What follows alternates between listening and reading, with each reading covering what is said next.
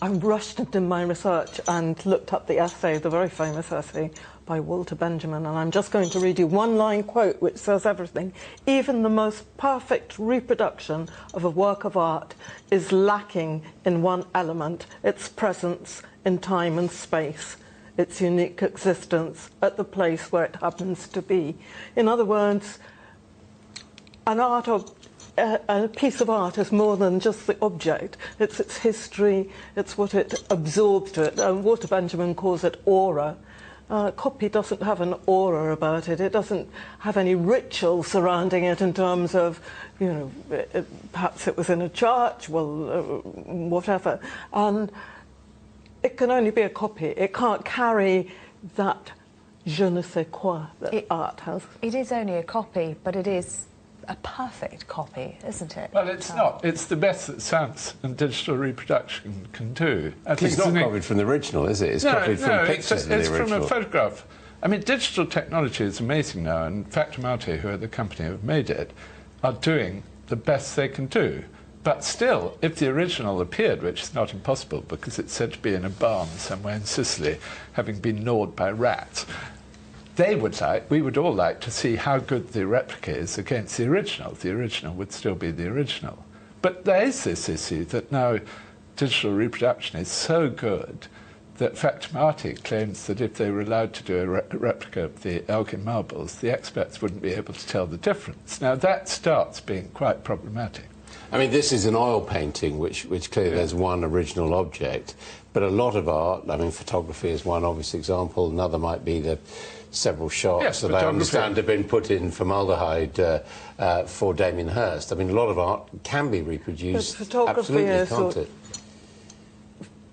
Photography is already different. I mean, you haven't got the relationship of the hand. What about prints? Sorry? What about prints? Well, we have the thing with photography that there's a difference between the original print and a modern print. So that in exhibitions, we did an exhibition of Hungarian photography, and people realised and were disappointed by the fact that we were using modern prints from negatives. So they're close to the original, but they're still you can call it a snobbery. I find it very interesting that people haven't noticed that in the Royal Collection they often display now digital reproductions of drawings. They don't want to display their Leonardos because of the effect of light. And absolutely no, I mean, it's declared in very small print.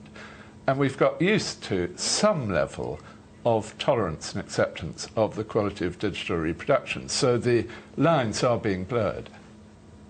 But, I mean, when you look at those drawings, for example, are they inferior to the originals? Well, I think it is problematic. We were on the island of Delos recently, and we looked at some sculptures, and we admired them and thought they were the originals. And then suddenly we realised that actually the originals were in the museum nearby on the island. And then immediately think, oh, hang on a minute, maybe I shouldn't have admired them quite so much. We must go into the museum to look at the original. But it's a very tricky area methodologically, I think, because if you think it's the original, then your response and attitude to it is often the same as if it was the original.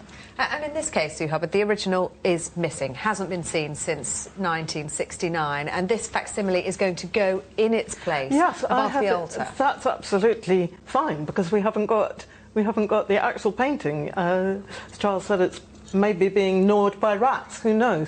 But it isn't the same. It doesn't come with that patina of history. It doesn't come with the whole experience of the past. It doesn't. The interesting and tricky thing is that they can now reproduce patina because the quality of digital reproduction... I mean, Victorian reproductions reproduce the form, but they didn't really reproduce the surface. Now the ability to reproduce everything is so precise. But I think that there are two Mona Lisas, aren't there, anyway? Well, but it also is a question, a much more philosophical question, whether an artwork actually remembers something. So, you know, whether there is something intrinsic in the Caravaggio that remembers his touch. You haven't got that in the reproduction. So there is always going to be some sort of difference because it's been removed, divided off, cut off from the artist. Yet a lot of contemporary artists don't touch the art they produce. Well, I know many artists now, many academicians have huge numbers of people working for them. Anish Kapoor has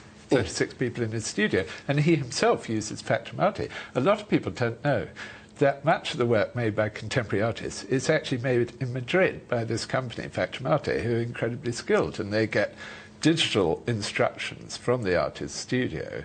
And then, for example, Grayson Perry, his tapestries, which were on display in the summer exhibition. So he'll draw them, then he'll send instructions. He won't sew them.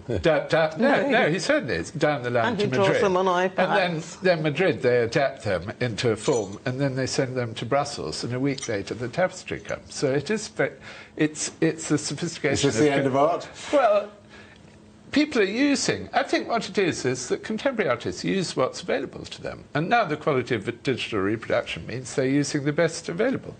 Thank you both very much.